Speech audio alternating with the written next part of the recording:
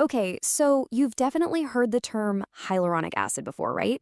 It's everywhere, in skincare ads, beauty articles, you name it. But what is it really? In this explainer, we're going to get into the actual science behind one of the most popular ingredients in modern aesthetics.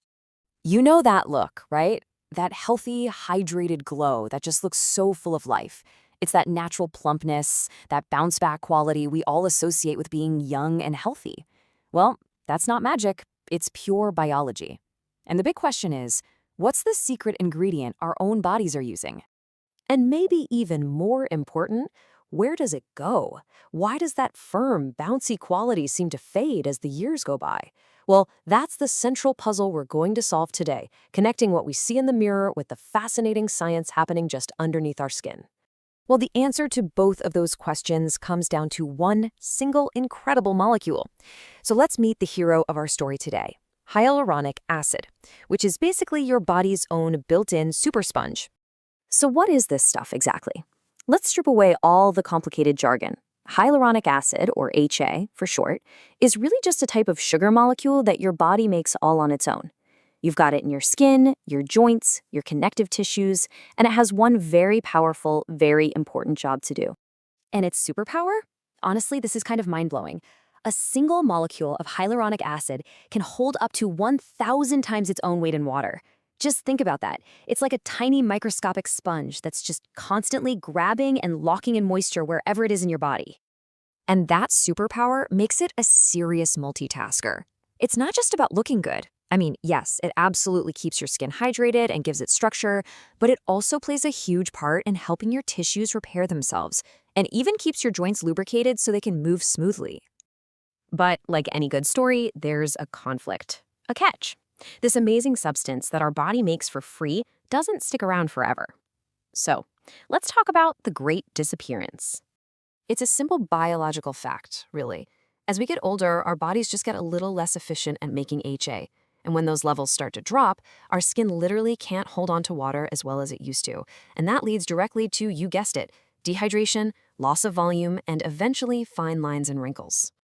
And you know, while aging is totally natural, some lifestyle and environmental things can really hit the fast forward button on this process.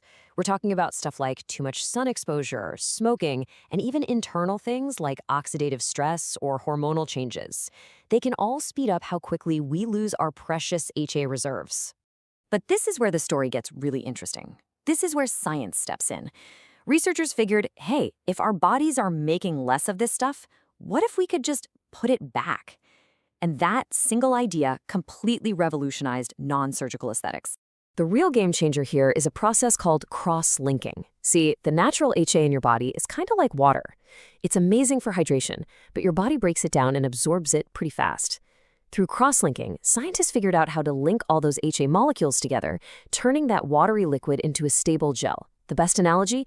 It's like turning water into Jell-O. And that Jell-O version lasts way longer and can actually provide physical structure. So that's the magic trick. This process turns HA from just a temporary hydrator into a durable supportive gel. And that gel consistency is what allows it to physically lift and fill certain areas, bringing back that lost volume for anywhere from 6 to 18 months. But it's definitely not a one-size-fits-all kind of deal. Not at all. Just like a sculptor needs different chisels for different parts of a statue, a skilled injector needs different kinds of fillers for different parts of the face.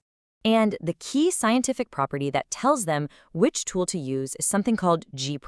Now, that sounds super technical, but G' is really just a fancy way of saying firmness. How stiff is the gel? Understanding this is everything when it comes to getting a natural-looking result. So, a filler with a high G' is going to be firm. It holds its shape really well. You can think of it like internal scaffolding.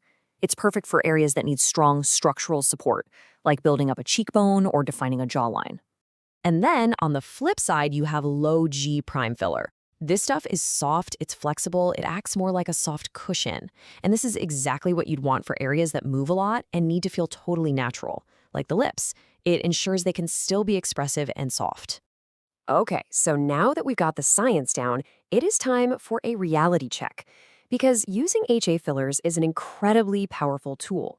But it's so important to understand the full picture, and that includes the risks and the safety measures. Look, like any medical procedure, there can be side effects. The most common ones are totally temporary: a little swelling, some bruising, maybe some redness where the injection happened. But there are also more serious, though very rare, complications that can happen, like a vascular occlusion, which is when a blood vessel gets blocked. It's absolutely crucial to know the difference between what's normal and what's an emergency. But, and this is a huge deal, there is some really good news that makes HA fillers unique. They are reversible. There's an enzyme called hyaluronidase that basically works like an antidote. It can quickly dissolve the filler, which provides a massive safety net for either managing a complication or even just reversing a result you're not happy with. And in that extremely rare, worst-case scenario of a vascular occlusion, trained professionals have a very clear emergency plan. They stop the injection immediately, they massage the area to try and get blood flowing again, and they administer that antidote, hyaluronidase, to dissolve whatever is causing the blockage. Ultimately, the modern way of thinking about these tools is so much more than just filling a line in the skin. The whole philosophy has evolved. It's about using this deep scientific understanding to create results that respect a person's individual anatomy. The goal isn't to change a face, it's to restore a bit of harmony, a bit of balance, and just create a subtle, natural enhancement. So that's our journey. We went from a single sugar molecule all the way to the complex art of facial aesthetics. We've seen how science can step in to help replenish what nature slowly takes away. So now that you understand the tools, from the incredibly hydrating power of HA to the structural science of G prime, it really makes you think, doesn't it? The question isn't just how this stuff works, but what does natural enhancement actually mean in a world where science can so precisely reshape nature?